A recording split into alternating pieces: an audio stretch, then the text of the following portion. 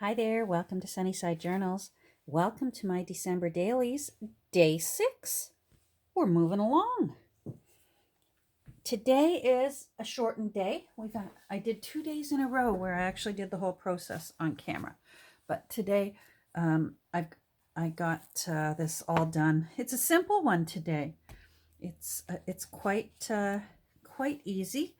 Let's go to what I chose.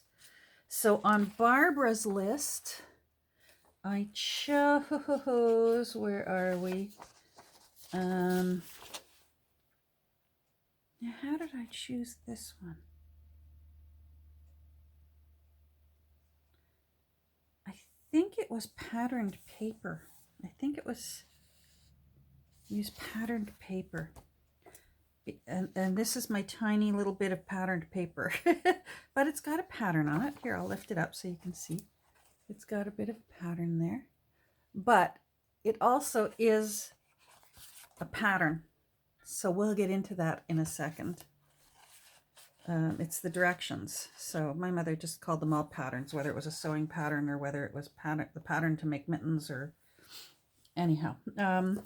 So hold on while I check that off. 11, use patterned paper. I mostly meant it for that there's a pattern on the scrapbooking paper that I used down the edge here.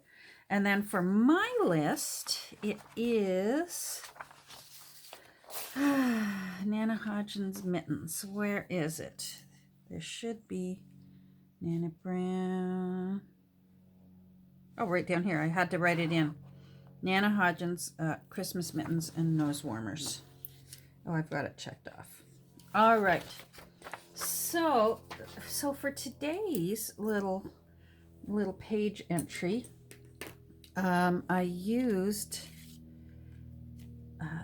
the pattern from an old Beehive magazine. Oh, I'm thinking it was 1952. I'm thinking. I'd have to dig it out again, and I forget which one I used because it was a magazine. Beehive, I mean, they put out a gazillion every year. But this one is a pattern for how to knit mittens on 2 needles, because there's obviously different patterns, because usually you're knitting to create a circle, right, to put your hand into.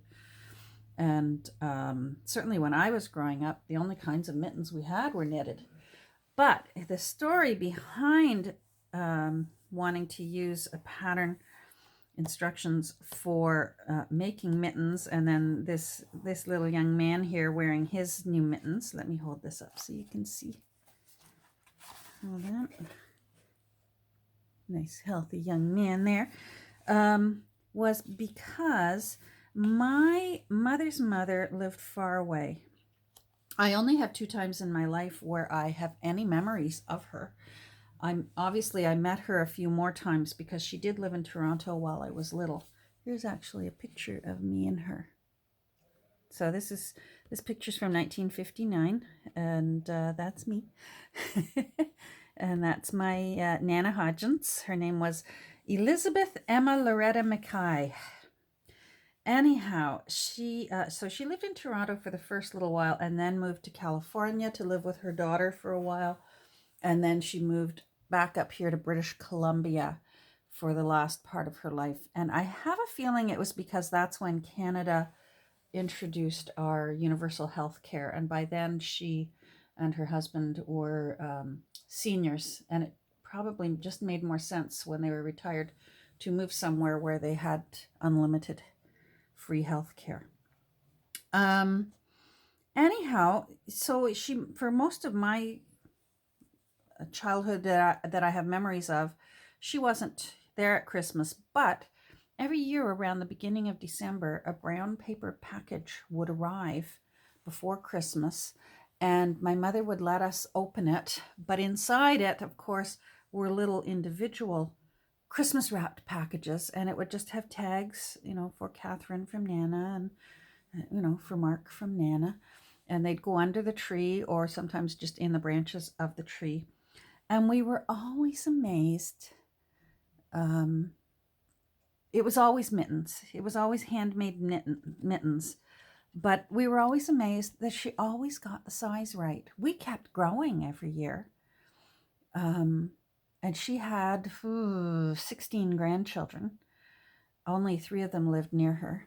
So she was knitting mittens and shipping them all over North America. She always got the sizes right. We never got mittens that were too small or way too big.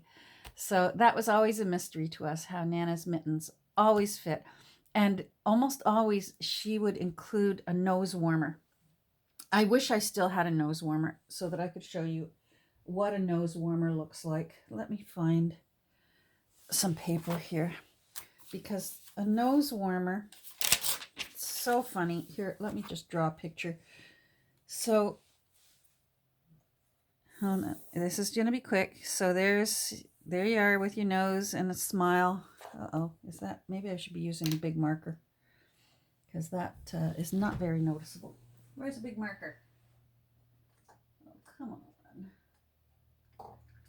That's not very big. I'm wasting time looking for a marker.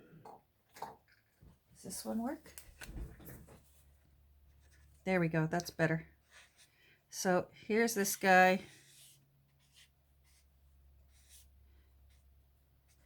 And a nose warmer was knit, and it was like a little woolen cone, and she would knit these, and she would usually put a tassel on the end, and then it went around, and a string went around, and then on the back of your head, so there's your ears, the ties came, and you tie it to the back of your head.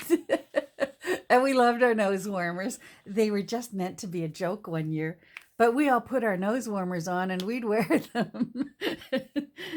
If you Google image nose warmer, pictures will come up of nose warmers. We loved getting a new nose warmer for Christmas, along with our mittens from Nana.